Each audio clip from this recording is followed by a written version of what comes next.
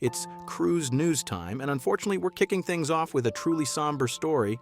What was supposed to be a quick getaway cruise turned deadly, and the cruise community is reeling. But that's not all. From major itinerary changes and controversial breakfast policy shifts to a Caribbean island flat out rejecting the cruise industry. There's a lot to talk about today. So let's dive into the biggest cruise stories making waves this week.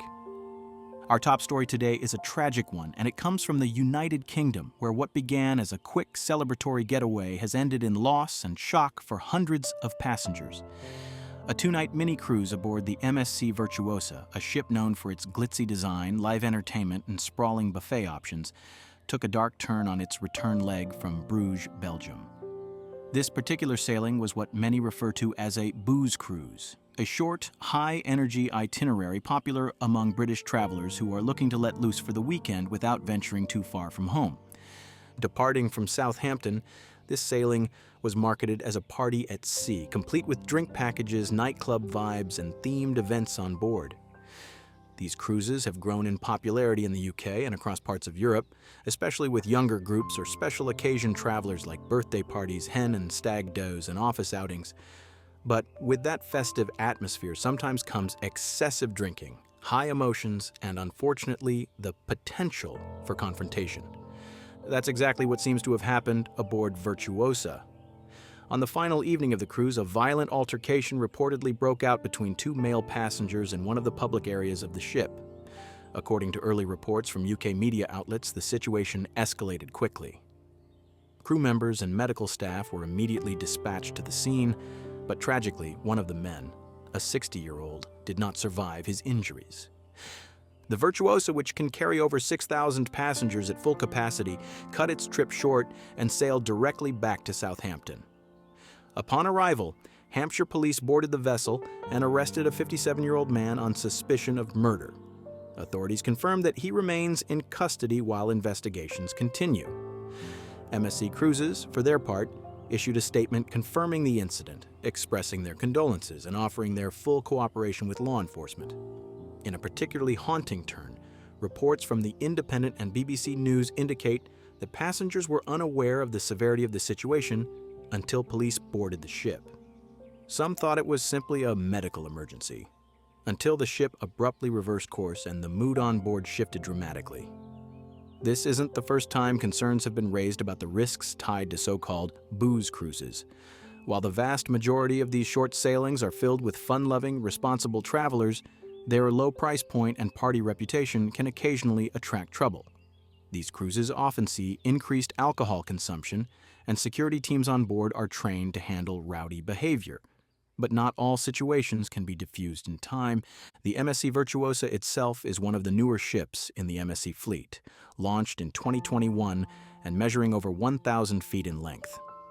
It's considered one of Europe's flagship megaships, and typically sails routes across the UK, Northern Europe, and the Mediterranean. It's a family-friendly vessel, but short sailings like this one tend to draw a very different demographic, more adult-oriented, more nightlife-driven. This incident is also a sobering reminder of just how fast things can escalate at sea. Unlike on land, you're in a self-contained environment. You can't just walk away from a situation or call emergency services. The security protocols are strict, but incidents like this show that when tempers flare, tragedy can happen anywhere, even on a ship built for leisure. As of now, the name of the victim has not been released publicly, and the suspect remains unnamed due to ongoing legal proceedings. The cruise community, particularly in the UK, is mourning this deeply shocking event. Many are now asking questions about how much alcohol is too much on board and whether cruise lines need to take further steps to mitigate risk on these short, party-oriented sailings. We'll continue to follow updates as the investigation unfolds. For now, our thoughts go out to the family of the victim and everyone on board who had to witness or experience the aftermath of this tragedy. And speaking of cruise line moves, let's talk about a major one coming from Carnival. Because while some cruise lines are shifting itineraries, Carnival is shifting its entire physical presence. Carnival Cruise Line, the largest cruise brand in the world by passenger volume, has announced it will be closing its long-standing headquarters in Miami. But this isn't a downsizing move, it's part of a much larger strategy to modernize and consolidate.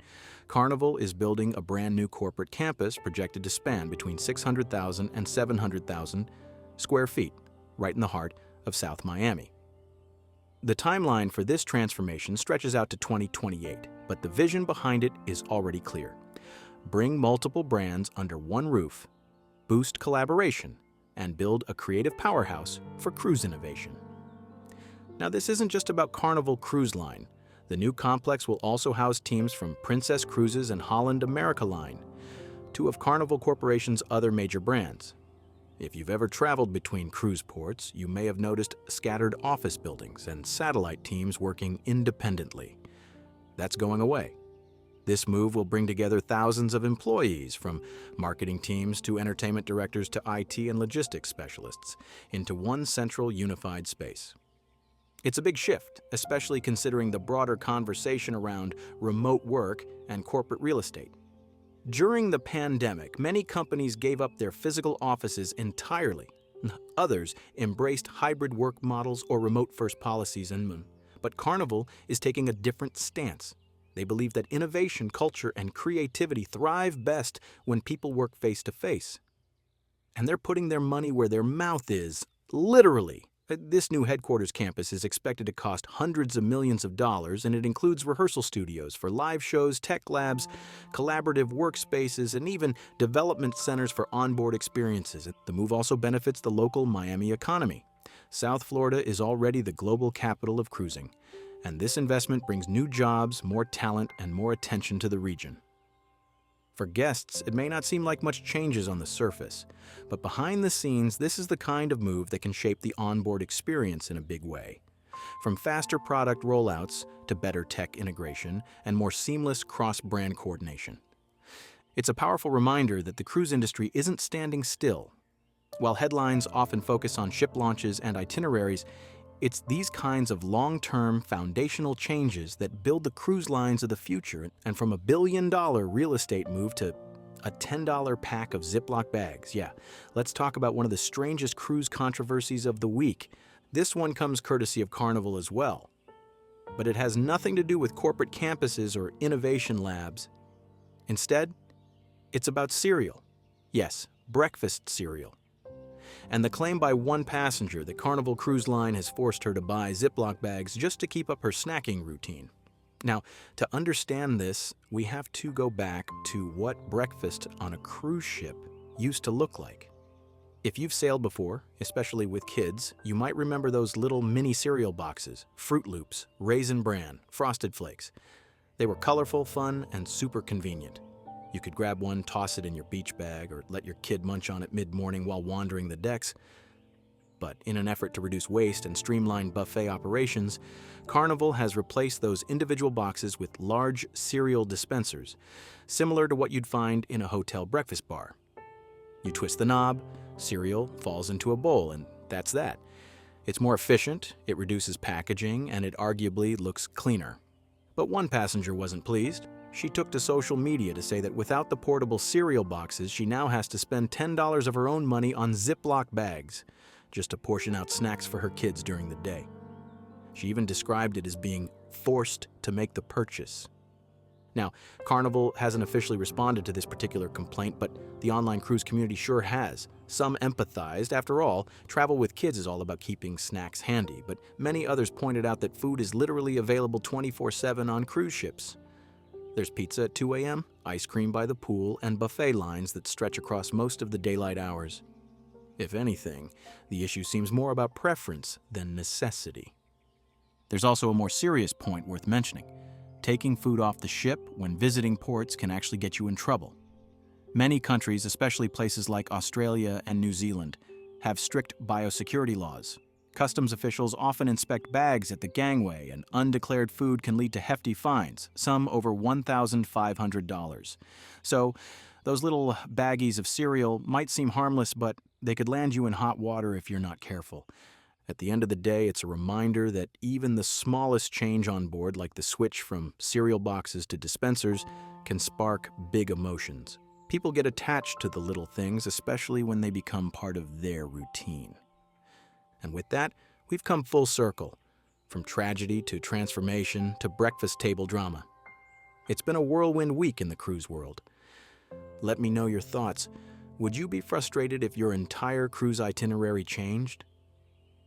Do you think $25 is fair compensation or a bit of a slap in the face?